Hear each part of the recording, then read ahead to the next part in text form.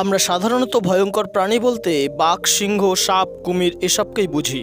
আবার সুন্দর প্রাণী বলতে চোখের সামনে ভেসে ওঠে হরিণ, অ্যাকোরিয়ামের ফিশ, খরগোশ, জিরাফ ইত্যাদি। তাহলে ভয়ঙ্কর সুন্দর প্রাণী বলতে আমরা কি বোঝাতে চেয়েছি? হ্যাঁ, পৃথিবীতে এমন কিছু প্রাণী আছে যাদের সুন্দর চেহারার আড়ালে লুকিয়ে রয়েছে ভয়ঙ্কর মৃত্যু। তারা দেখতে যতটা সুন্দর তেমনি ভয়ঙ্কর মানুষ এবং অন্যান্য প্রাণীদের জন্য। সেই সব ব্যতিক্রমী প্রাণীদের নিয়ে আজ আমাদের রিল্যাক্সন ফ্যাক্ট আপনাদের সামনে। হ্যালো গাইস, চলুন শুরু করা যাক। এই নামটা আপনারা কষ্ট করে উচ্চারণ করে নিন। এর নামের শেষ ওয়ার্ডটি হলো কাতল ফিশ।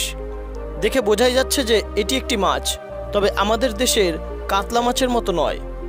এটি দেখতে অত্যন্ত সুন্দর এবং ছোট, মাত্র 3.1 ইঞ্চি অর্থাৎ 8 সেমি। এটা উত্তর অস্ট্রেলিয়া এবং দক্ষিণ নিউগিনিতে বেশি দেখা যায়। এটি খুবই আক্রমণাত্মক হয় এবং প্রায় ব্লু রিংড অক্টোপাসের মতোই বিষাক্ত হয়ে থাকে।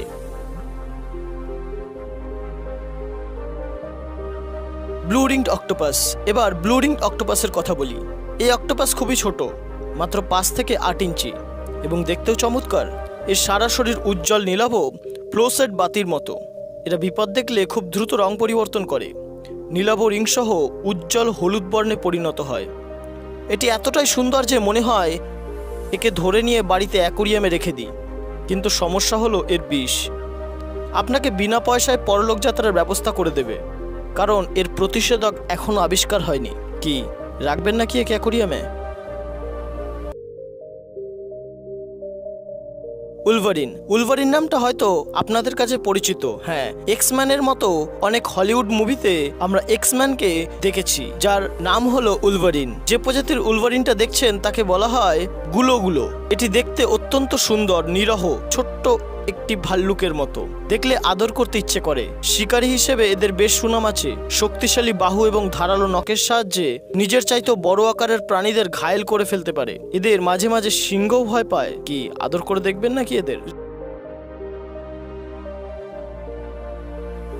রেকুন। বিদেশি লোমশ কুকুরের মতো দেখতে রেকুনকে কে না পছন্দ করে।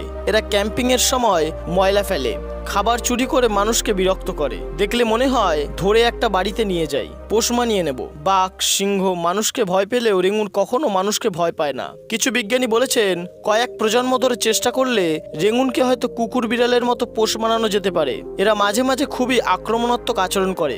মানুষের দ্বারা বিরক্ত হলে এক ঝাঁক বেঁধে লোকালয়কে আক্রমণ পর্যন্ত করে। ভাবতে পারছেন? পয়জন ডাক ফ্রগ। দেখে বোঝাই যাচ্ছে এটি আমাদের দেশের কুনো ব্যাঙ বা সোনা ব্যাঙ নয়। এটি দক্ষিণ আমেরিকায় বেশি দেখতে পাওয়া যায়। এর নাম পয়জন অ্যারো ফ্রগ।